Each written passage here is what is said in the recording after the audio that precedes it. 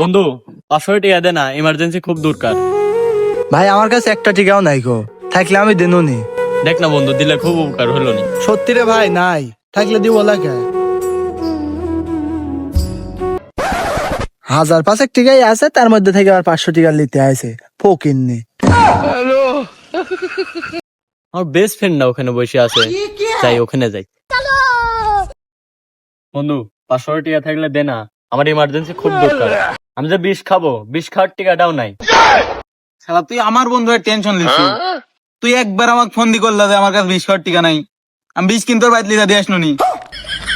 আর তুই আমার বন্ধু হয়ে কিভাবে টেনশন লিস ক? এলে 100 টাকা লে, এখন যাবো দোকানে, যা 20 কিনবো যা।